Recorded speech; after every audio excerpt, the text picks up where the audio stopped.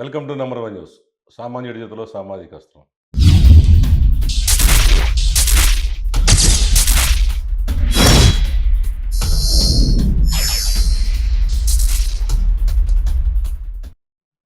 Hot seat అనే ప్రోగ్రాంతో గతంలో మీరందరూ కూడా ఎంతో ఆతృతతో ఎదురు చూసేవాళ్ళు. తిరిగి మరలా ఈ హాట్ సీట్ కార్యక్రమాన్ని మొదలు పెడుతున్నాం.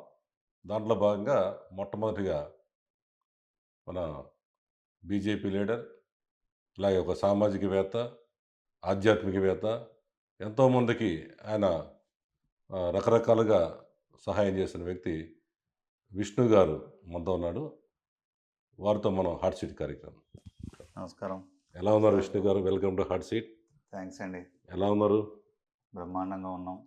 ఏంటి మీరు ఈ మధ్యన ప్రముఖంగా ఎలక్షన్స్‌లో సడన్‌గా మీరు రాయలసీమ వెళ్ళటం, అక్కడ మీరు ఒక ఎన్నికల ప్రచారాల్లో ఒక విష్ణు చక్రం తిప్పడం, సత్యకుమార్ అనే గారి వ్యక్తి గెలవడంలో కీలక పాత్ర వహించారని మా వాళ్ళందరూ చెప్తున్నారు.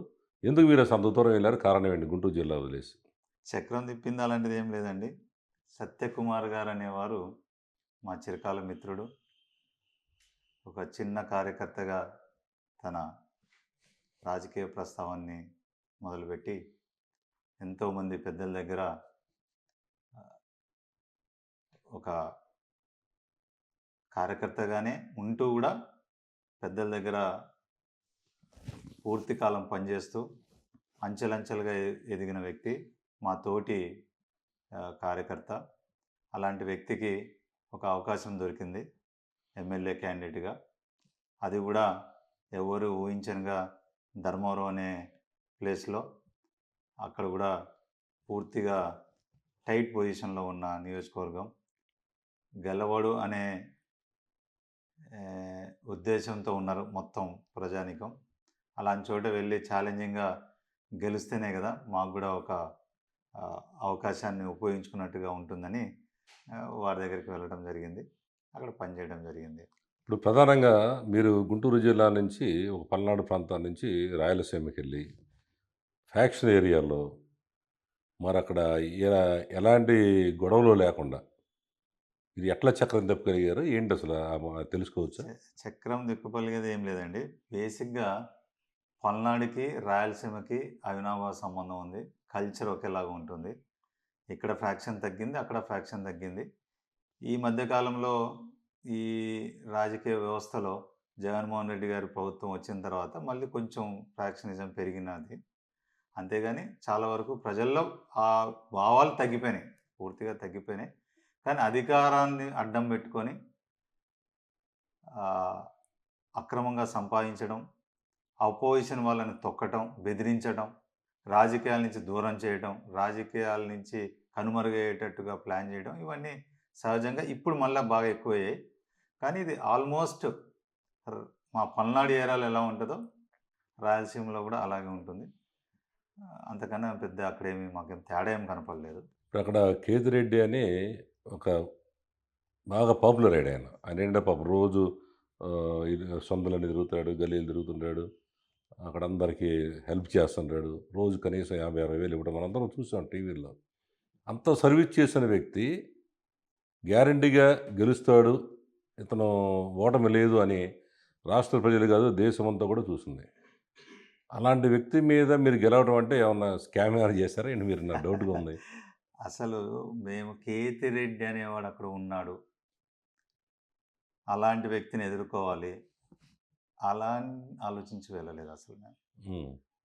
ఏ ప్లేస్ అయినా కూడా ఈ రాష్ట్రంలో, ఈ దేశంలో, రాజకీయ వ్యవస్థలో ఏబీపీ కానీ, ఒక హిందూ భావజాలం కానీ, మేము ఒక బీజేపీ కార్యకర్తలుగా మేము అన్ని చోట్ల పనిచేస్తున్నాం. ఆ దాంట్లో మా అందరికంటే ఎక్కువ పనిచేసిన వ్యక్తి సత్యకుమార్ గారు. సో మాకు అక్కడ కేతిరెడ్డి ఉన్నాడా, జగన్మోహన్ రెడ్డి ఉన్నాడా, ఇంకొకరు ఉన్నారా అనేది కాదు మాకు. అసలు ఒక నియోజకవర్గానికి మేము వెళ్ళినప్పుడు అక్కడ ఉన్న పరిస్థితులు ఏంటి, ఎలా అక్కడున్న ఓటర్ల దగ్గరికి వెళ్ళాలి, ఎలా మనం అక్కడున్న సమస్యల మీద పోరాడాలి, సమస్యలు ఏంటో ముందు ఐడెంటిఫై చేయడం, వాటి మీద మేము వాటి యొక్క సొల్యూషన్స్ని ముందే ఆ విధంగా మేము ముందుకు వెళ్ళాం మొదట. కానీ అందరూ రాష్ట్రం మొత్తం ఏమనుకున్నారంటే మీరు అన్నట్టే Kethireddy good morning Kethireddy, good morning Kethireddy, good evening Kethireddy, good night కేతిరెడ్డికి మా సంబంధం లేదు అసలు. మేము అక్కడికి వెళ్ళేటప్పటికే మాకు ఒక అవగాహన ఉంది. కరెక్టే. మీరు ఇట్లా అంటున్నారు. ఆయన ఏమంటున్నారంటే ఆఫ్టర్ ఎలక్షను ఇది పక్కాగా ఈవీఎంలు సెట్టింగ్ చేశారు అని టీవీలో కూర్చొని పబ్లిక్గా మొత్తం గణాంకాలన్నీ చూపిస్తున్నాడు. మీరు నిజంగా అట్లాంటిది ఏం చేయలేదంటారా? అసలు ఈవీఎంలు అనే ఇష్యూ కనుక ఉమ్, ఉంటే 2019లో కూడా జగన్మోహన్ రెడ్డి గారికి పార్టీకి వచ్చిన ఏదైతే మెజారిటీస్ ఉన్నాయో అప్పుడు కూడా కొంతమంది ఈవీఎంల గురించి మాట్లాడారు. మొన్న కాంగ్రెస్ పార్టీ కూడా అంతకుముందు ఈవీఎంల గురించి మాట్లాడారు.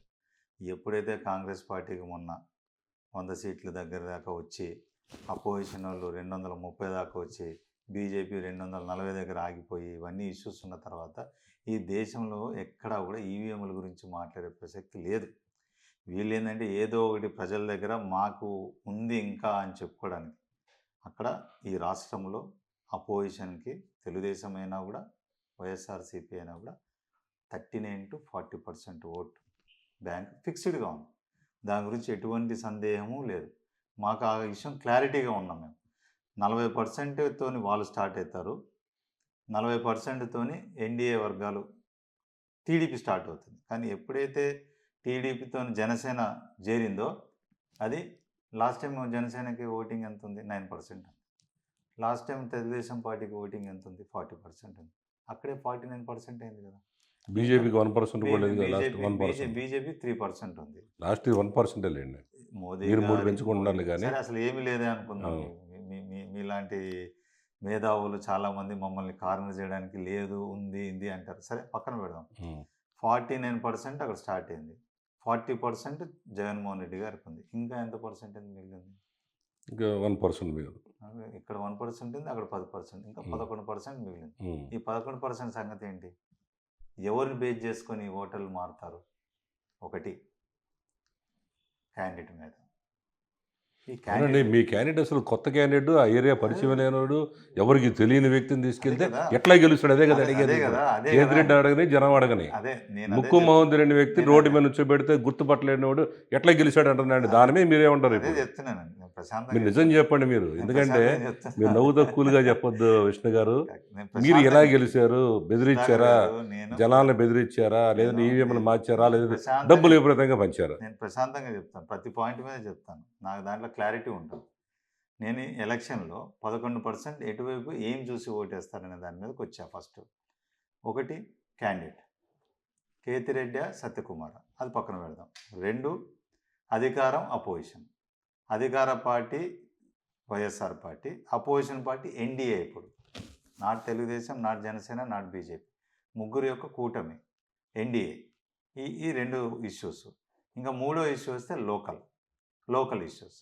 వీటన్ని ఇష్యూస్లో ఏంటంటే ఫస్ట్ ఆఫ్ ఆల్ మేము ఆ నియోజకవర్గానికి వెళ్ళే టైంకి మాకు తెలిసిన ఇన్ఫర్మేషన్ బట్టి అక్కడ బీసీలు ఎన్ని రకాల బీసీలు ఉన్నప్పటికీ కూడా వీవర్స్ కానీ, యాదవులు కానీ, కురుమోలు కానీ, ఇవన్నీ అన్ని రకాల బీసీలే 120,000 నుంచి 140,000 ఓట్లు అక్కడ ఉన్నాయి.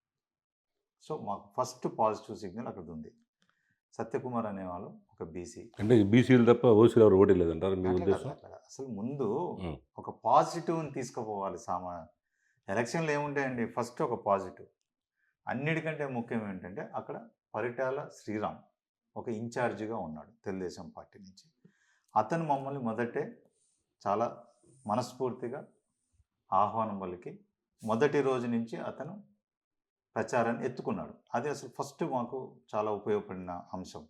2వ అంశం బీసీ అంశం. ఈ రెండిటి మీద ఈజీగా మేము ఇక్కడ ఛేదించగలము అని అనుకున్నాం. కానీ మాకున్నది ఏంటి? ఇంకోటి మీలాగా మీరందరూ చెప్తున్నది ఎవరికి తెలియని వ్యక్తి. ఫస్ట్ డేనే కేతిరెడ్డి గారు కూడా అన్నారు, సందులు గొంతులు తెలియని వ్యక్తి, ఇవన్నీ సందులు తెలుసుకునేప్పటికే ఎన్నికలు అయిపోతాయని. కానీ అది మాకు మంచిదే జరిగింది. ఆయన అనడం, మా సత్యకుమార్ గారికి మాతోనేమో ఎక్కువ ఇలాంటి విషయంలో ఏమో ఆయన మెంటల్గా ఆల్రెడీ ప్రిపేర్ అయి ఉన్నాడు. ముందు నేను ప్రతి వ్యక్తిని కలవాలని. రోజు కూడా మార్నింగ్ 7:30కి ప్రచారం మొదలు పెడితే రాత్రి 10ంటికి ఎలక్షన్ కోడ్ ప్రచారం ముగిసేదాకా ఎక్కడా కూడా ½ అన్ అవర్ తప్ప అతను ఆగేవాడు కాదు. ఒక రోజు మాకు బాగా గుర్తు, అది హైలైట్ ఆ రోజు. 24 గ్రామాలు, 48 కిలోమీటర్లు ఏకధాటిగా ఒకే రోజు కంప్లీట్ చేశాడు. 48 కిలోమీటర్లు. నడుస్తూ. ఇది అసాధ్యం అండి. నిజమండి. నేను చెప్తున్నా. 48 కిలోమీటర్స్ ఏ వ్యక్తి నడవలేడు ఒక రోజు. అది నేను చెప్తున్నాను. మీ కాలనీ పోయి అడగండి. ఆ ఏరియాలో అడగండి. నేనే ఆశ్చర్యపోయి రాత్రి 11కి ఆయన వచ్చేవరకు ఆయన చూసి, ఏంటన్నా ఇంత అంటే, తప్పదు విష్ణు మనకి. మనం ప్రజల దగ్గరికి వెళ్ళాలి. రేపు మనల్ని ఎవరో గుర్తుపట్టని పరిస్థితిలో వచ్చాము ఇక్కడ. మనల్ని గుర్తుపట్టాలి, మనం దగ్గర చేర్చుకోవాలి, వాళ్ళ సమస్యలు వినాలి. అంటే వాళ్ళు చెప్తున్న మాటలు వింటూ, ఎక్కడ అలసిపోకుండా. అప్పుడు ఎండ ఎంత ఉంది? 47 degrees ఎండ ఉంది. సరే, ఏదైనా మీరు చెప్పేది ఏంటంటే ఇలాంటివన్నీ ఛేదించుకుంటూ పోవడమే మా గెలుపు. కానీ మీరు ఎంతసేపు ఇదే పరిస్థితిలో మీరు చెప్తున్నాను. అదే కేతిరెడ్డి, నేను నడవాల్సిన అవసరం లేదు, ఊర్లకు వెళ్ళాల్సిన అవసరం లేదు, నేను ప్రచారం చేయాల్సిన రోజు నడుస్తున్నాడు కదా, రోజు అదే పని చేస్తున్నాను సంవత్సరంగా. నువ్వు కొత్తగా వచ్చావు, నీకు అవసరమేమో, నాకు అవసరం లేదని ఆయన కూర్చున్నాడు. ఇక్కడ ఏమైపోయింది? కుందేలు తాబేలు కథలాగా అయిపోయింది. మేము మెల్లగా వచ్చాం, లేటుగా వచ్చాం, స్పీడ్గా వెళ్ళిపోయాం. ఆయనేమో నేను అంతా పరిగెత్తున్నా, ఈయన ఎప్పుడు వస్తాలే నా దగ్గర చేరుతుండే, నేను నిద్రపోయాడు చెట్టు కింద, మేము క్రాస్ అయిపోయాం. సరే, ప్రధానంగా విష్ణు గారు కెమెరా ఆపోయా, ఆ కెమెరా ఆఫ్ చేసేయాలంటే నిజంగా మనలో మనం మాట్లాడుకున్నాం. డబ్బులు ఎంత పంచారు మీరు చెప్పండి. ఓటుకి ఎంత ఇచ్చారు? ఓటుకి ఎంత ఇచ్చారు అనేది పక్కన పెడితే అండి, నిజం చెప్పండి. వాళ్ళు మాకంటే చాలా ఎక్కువ ధనవంతులు. ఎంతగా నేను అడిగిందని చెప్పండి. మీరు ఓటుకి ఎంత ఇచ్చారు? మేము ఓటుకి ఏమీ లేదు, మేము ప్రచారానికి బాగా కష్టపడ్డాం. అసలు ఓటుకి రూపాయి లేదా? మేము ఓటుకి రూపాయి నిజంగా అతని ముందు ఇచ్చేంత స్థాయి మాది కాదు. ఇప్పుడు మీరు పంచుతున్న విజువల్స్ మా దగ్గర ఉన్నాయి, చూపించమంటారా? చూపించండి. మీరున్నారు దాంట్లో, మీ మనుషులు ఉన్నారు, మీ టీం అంతా.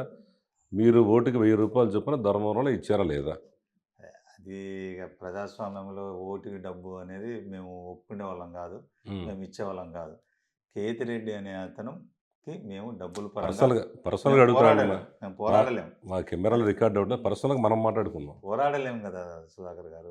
వారు 2000 కోట్లు ఓన్లీ 5 సంవత్సరాల్లో సంపాదించాడు. అంటే వాళ్ళు ఇచ్చారా? మా నాయకుడు వాళ్ళు డబ్బులు ఇచ్చారా? నాయకుల దగ్గర ఒక పిఎస్ గానో, ఓఎస్జీ గానో, లేకుంటే రాష్ట్ర కార్యదర్శి, నేషనల్ సెక్రటరీగా జనాల మీద, పబ్లిక్ మీద అలా ప్రచారాలు చేసుకుంటూ, పార్టీ సేవ చేసుకుంటూ తిరిగిన వ్యక్తి. ఒక సరే, సామాన్య కుటుంబం నుంచి అదేనండి పాపం.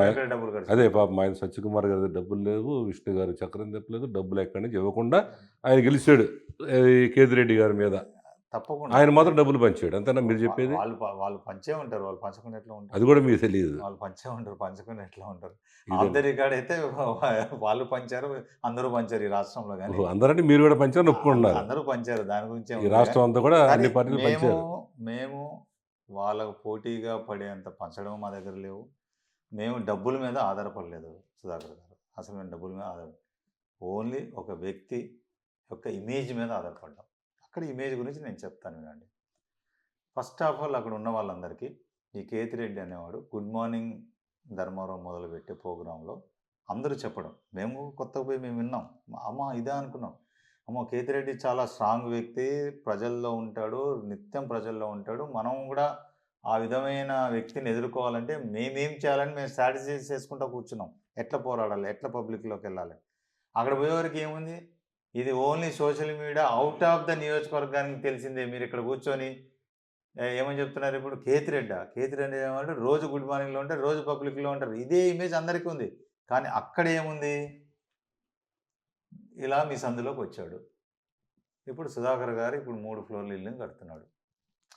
సుధాకర్ గారు బాగున్నారా, ఏంటి సంగతులు, అంతా బాగుందా, పాప ఎలా చదువుతుంది, అలా చదువుతుంది, ఇలా చదువుతుంది అంటాడు. మీ ఇంటి పక్కన ఉన్న ఎవరైనా కొంచెం చిన్నవాళ్ళు వెళ్ళినైతే, మీ ఫ్యాక్టరీలో ఎలా పని జరుగుతుంది, కూలీ వస్తుందా, బాగా వస్తుందా, నీ పిల్లలు ఎక్కడ, ఇవన్నీ మాట్లాడతాడు. ఈ లోపల అతని కన్ను, మీరందరూ అనుకుంటారు రబ్బా మామూలు పలకరించాడు అని అనుకుంటారు. కానీ అతని కన్ను ఎక్కడ పడింది? మీరు కడుతున్న 3 floors బిల్డింగ్ మీద పడింది. ఇవన్నీ ఆరోపణ ఎక్కడ ఆధారాలు ఉన్నాయా? దాని తర్వాత అతను ఏం చేయబోతున్నాడు, అదే మున్సిపాలిటీ వాళ్ళు ఎవడరా పర్మిషన్ ఇచ్చింది ఆ సుధాకర్ గారికి, ఆ సంగతి ఎంత తెలిసిన ముందా అంటే, మీ పర్మిషన్లు అయిపోతే, మీ బిల్డింగ్ అయిపోతే అక్కడ మళ్ళీ ఏదైనా ఒక tax, good morning Dharmavaram tax మీరు కట్టుకుంటే మీకు పర్మిషన్ దొరుకుతుంది. ఇలాంటి కార్యక్రమాలు చేశాడు కాబట్టి ఓడిపోయాడు. మేమేమో గొప్పమేమని చెప్పట్లేదు. మేము ఆయన యొక్క నెగిటివిటీని, ఆయన యొక్క వ్యతిరేకతని మేము పబ్లిక్లో ధైర్యంగా మేము ఎదుర్కోగలము, నేను ఎదుర్కోగలను, మీరు భయపడద్దు, మీకు అండగా ఉంటానని సత్యకుమార్ గారు నమ్మకం కలిగించగలిగారు. దాని మీదే గెలిచాడు. ఆ నమ్మకం కనుక లేకపోయింటే అదే సత్యకుమార్ కాకుండా బీజేపీలో ఒక సాధారణ కార్యకర్త పోతే గెలవడం అసాధ్యం. అక్కడ సత్యకుమార్ అనే వ్యక్తి ఆల్ ఇండియా సెక్రటరీగా పనిచేశాడు. నేషనల్ పార్టీ అధ్యక్షుడు ఉన్న వెంకయ్యనాయుడు దగ్గర పనిచేశారు. అమిత్ షా గారి దగ్గర డైరెక్ట్ యాక్సెస్ ఉన్నాయి, మోదీ గారితో ఒక యాక్సెస్ ఉన్నాయి అనే వ్యక్తి వచ్చాడు అనేది ప్రజల్లోకి ప్రబలింది. అదే టైంలో అమిత్ షా గారు ఈ రాష్ట్రంలో ఎక్కడ ప్రచారానికి రాలేదు, బిజీగా ఉండడం వల్ల. కానీ సత్యకుమార్ గారి నియోజకవర్గం ధర్మవరంలోకి వచ్చి ప్రచారానికి వచ్చి అపోజిషన్ పార్టీ మీద విపరీతమైన విమర్శలు చేస్తూ నా స్నేహితుడు, నా వ్యక్తి గెలిపించి పంపించండి అని చెప్పడం కూడా ఒక టర్నింగ్ పాయింట్ అయింది మాకు. అదే విషయాన్ని ఈ రాష్ట్రంలోనే టర్నింగ్ పాయింట్ అయింది అనేది చంద్రబాబు నాయుడు గారే మొన్న వాళ్ళ అందరు ఎమ్మెల్యేల ముందు కూడా ఆ విషయాన్ని రేజ్ చేసి చెప్పడం జరిగింది. ఇలాంటివి ఎన్నో కార్యక్రమాలు జరగడం వల్లే అక్కడ గెలిచాం. చక్రాలు తిప్పడాలు ఏం లేవు ఇక్కడ. ఆ వ్యక్తి అనే వ్యక్తి చెమటోడ్చి కష్టపడి 40 రోజులు తిరిగి ఇంటింటికి వెళ్ళి నమ్మకం కలిగించి ఏదైనా కానీ 40 రోజులు ఆయన కష్టపడి ఒక ఎమ్మెల్యే అయ్యాడు. ఫ్యాక్షన్ ఏరియాలో ఒక ప్రముఖ నో డౌట్ ఇన్ దట్. నమ్మచ్చు అంటారు. No doubt in that. Okay అండి. హాట్ సీట్ కార్యక్రమంలో చిన్న విరామం.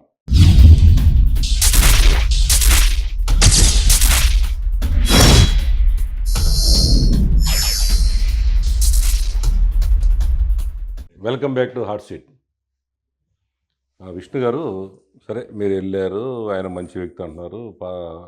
రోజుకు 40 కిలోమీటర్లు నడిచాడు, పాపం డబ్బులు రూపాయి పంచలేదు, గెలిచారు అంటున్నారు. ముఖ్యంగా ఏంటంటే నా డౌటు, మీకు అక్కడున్న వరదాపురం సూరి అనే బీజేపీ యాస్పిరెంట్, ఆయన కూడా వన్ ఆఫ్ ది యాస్పిరెంట్, ఆయన మీకు ఏమాత్రం సహకరించలేదు. మా రిపోర్ట్ కూడా మేము తెప్పించుకున్నాం.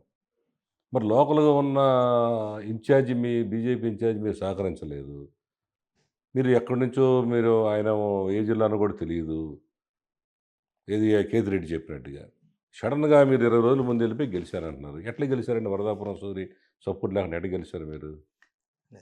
మీరు అడిగిన మాటలో వాస్తవం ఉంది. మీరు రేజ్ చేసిన విషయంలో వరదాపురం సూరి గారు అనే అతను తెలుగుదేశం పార్టీలో ఎమ్మెల్యేగా అయ్యి తర్వాత ఓడిపోయిన తర్వాత భారతీయ జనతా పార్టీలో చేరి ఆ నియోజకవర్గం ఇన్ఛార్జిగా ఉండడం.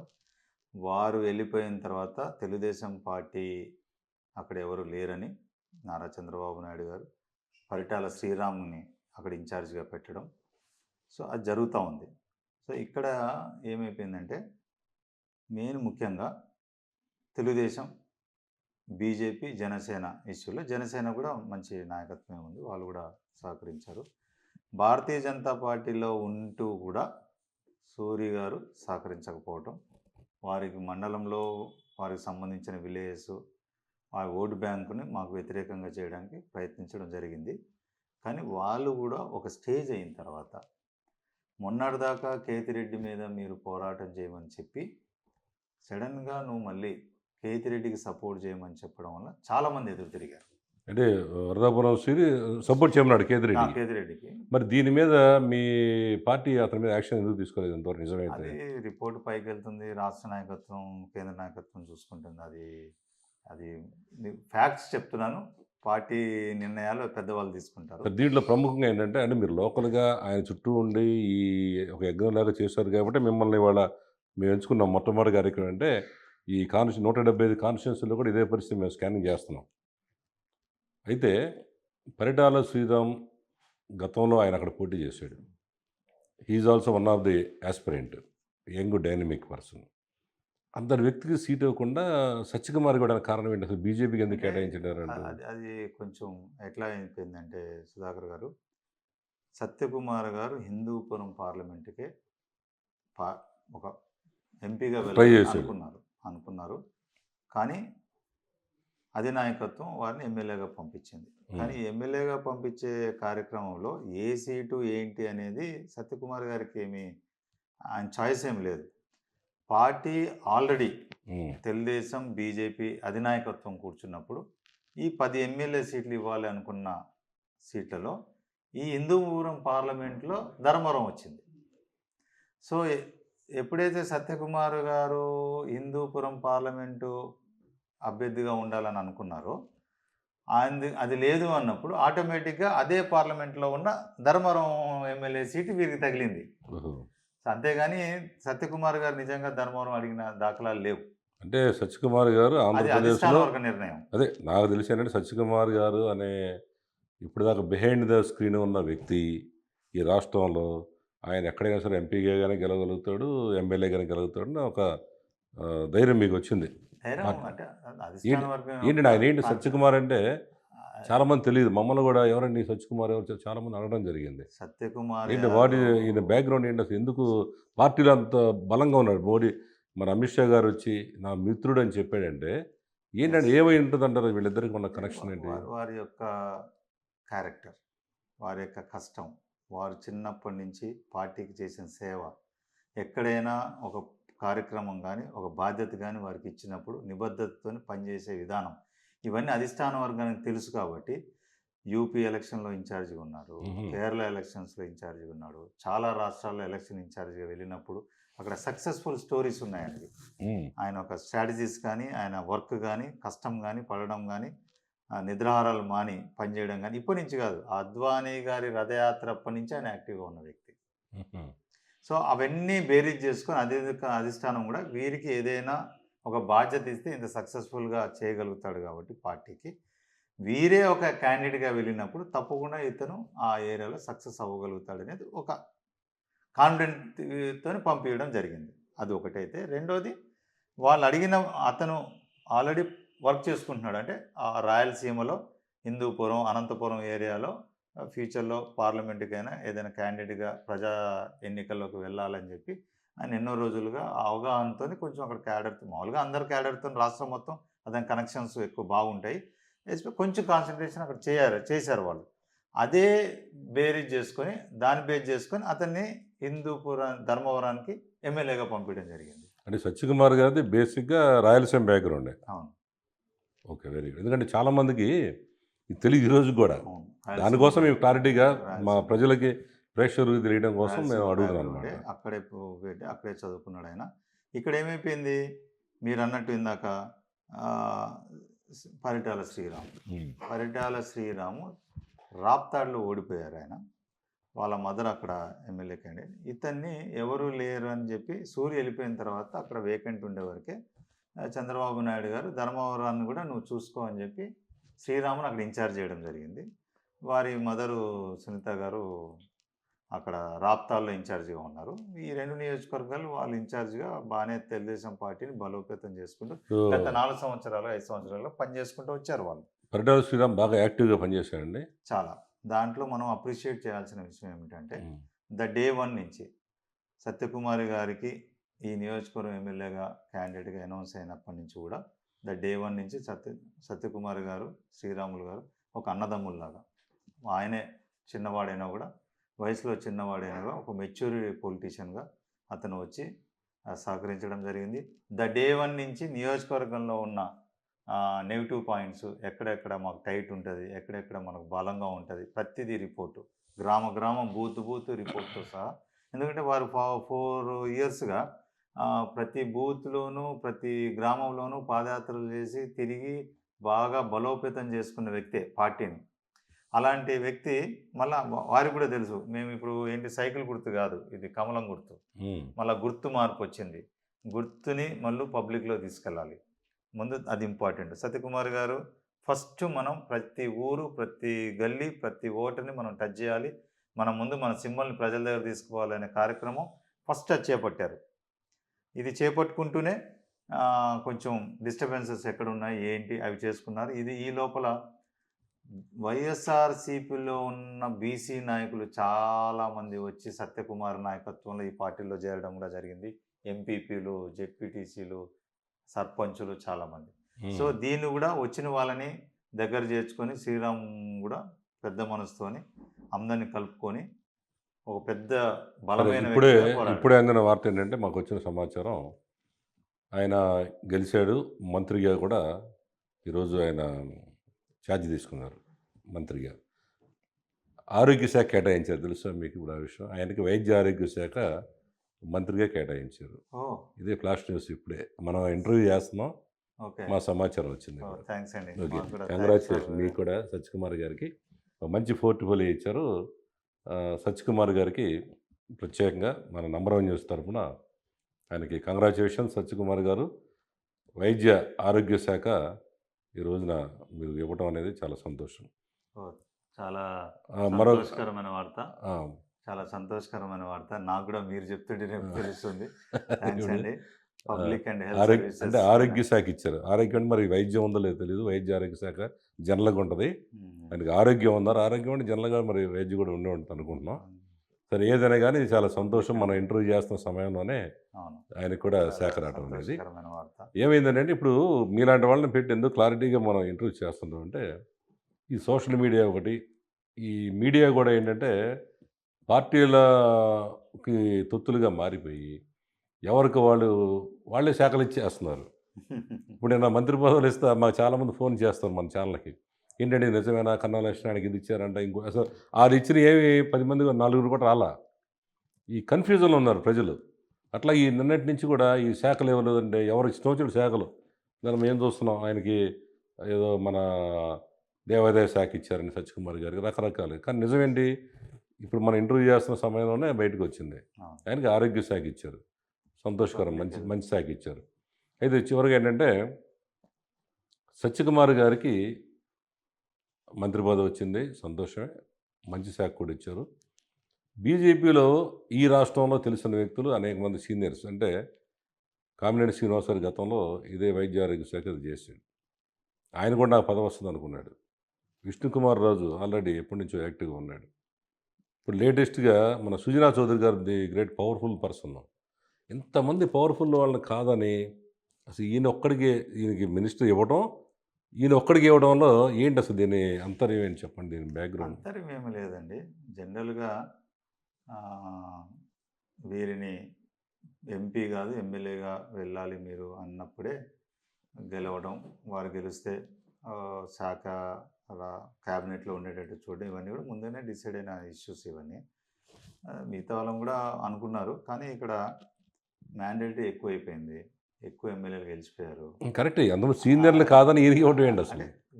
వీరు సీనియరే గదా! వీరు చిన్నప్పటి నుంచి పార్టీలో ఓహో! ఉన్న అట్లా వ్యక్తే గదా! చూసారు మీరు. ఇప్పుడు అంటే జనరల్‌గా ఆయనకి ఏంటంటే హి మన is also 52 years. Last 30 years నుంచి ఏబీవీపీలో ఉన్న 18 ఏళ్ల నుంచి ఏబీవీపీలోనే ఉన్నాడు. తర్వాత బీజేపీ ఫుల్ టైమర్‌గా అన్నీ పనిచేస్తూ 30 ఇయర్స్ నుంచి ఈజ్ ఆల్సో వెరీ సీనియర్ కార్యకర్త. దాంట్లో అసలు సీనియారిటీ విషయంలో ఆయన కూడా 30 ఏళ్ల సీనియారిటీ ఉంది. ఆ విషయంలో ఎటువంటి సందేహం ఏమి లేదు. కేపబిలిటీ. సీ ఎన్నో కేంద్ర మంత్రిగా వెంకయ్యనాయుడు ఉన్నప్పుడు, వారి పోర్ట్‌ఫోలియోలో ఉన్నప్పుడు ఆయన ఓఎస్‌డీగా పనిచేయడం, సెక్రటరీగా పనిచేయడం వల్ల కూడా మంచి అవగాహన ఉంది. అవగాహన ఉన్న వ్యక్తి ఇప్పుడు ఈ రాష్ట్రానికి కావాల్సిన పరిస్థితులేంటి? అప్పుల పాల్లో ఉన్నాం. డెవలప్‌మెంట్ కావాలి. ఎక్స్‌పీరియన్స్ ఉన్న పీపుల్‌ని తీసుకుంటే మంచిదని చెప్పి అధిష్టానం అట్లా తీసుకొని ఉంటుంది. అది చంద్రబాబు నాయుడు గారికి, అధిష్టానానికి మధ్య ఉన్న వాళ్ళ యొక్క ఫెసిలిటీని బట్టి వాళ్ళు తీసుకొని ఉంటారు. ఆ విషయంలో వీరిని తీసుకోవడంలో కూడా ఎటువంటి సందేహం లేదు. He is capable for that ministry. There is no doubt. Any ministry with experience. దాని గురించి ఏమి మనం ఓకే. డౌట్ పడాల్సిన సంతోషం అండి మీరు సత్యకుమార్ గారు బీజేపీ తరఫున గెలవటం, ఎన్డీఏ కూటమిలో మంత్రి రావటం, ఇవాళ ఆరోగ్య శాఖను కేటాయించడం సంతోషం. అయితే మీరు ఎన్నో సంవత్సరాలుగా నాకు తెలిసి మీరు బీజేపీలో ఉన్నారు, సర్వీస్ చేస్తున్నారు. కేంద్ర నాయకులతో కూడా సత్సంబంధాలున్నాయి. ఈ మధ్య కూడా మీరు ఏదో ఒక పెద్ద లార్జ్ వెబ్‌సైట్ ఒకటి ఇది గ్రామ దేవతల గురించి పెద్ద తయారు చేశారు. ఇయన్నీ తెలుసుకున్నాం. ఇప్పుడు మీకు ఈ బీజేపీలో మరి ఏమైనా కీలకమైన ఏదైనా పదవులు గానీ, ఏదైనా ఎమ్మెల్సీలు గానీ, రాజ్యసభ గానీ, లేదంటే కార్పొరేషన్ చైర్మన్ అలాంటివి ఏమన్నా మీరు ఆశించొచ్చా? మీకు ఇస్తున్నారా లేదా? అట్లాంటివి మనం ఏం చెప్పలేము సుధాకర్ గారు.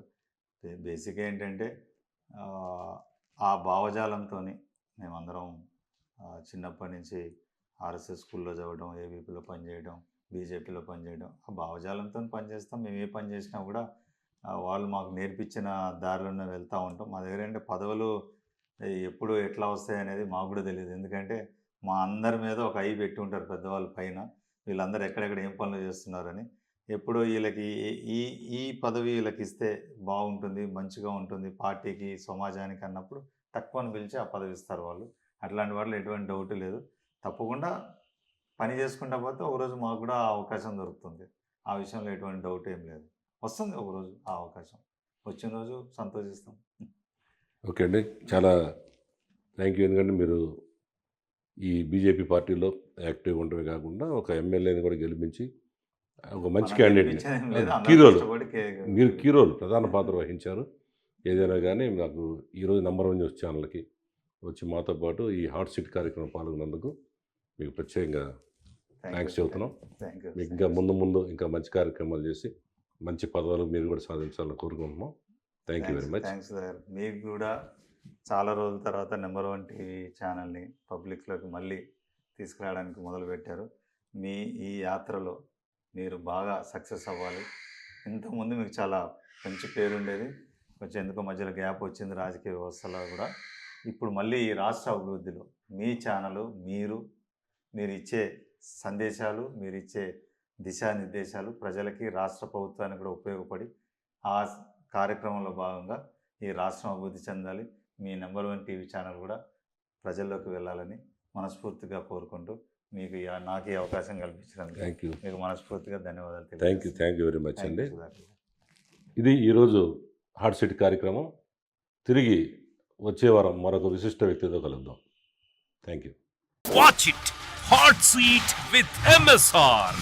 హాట్ సీట్ విత్ ఎంఎస్ఆర్ ప్రతి శనివారం రాత్రి 8 గంటలకు మీ నెంబర్ 1 న్యూస్ లో.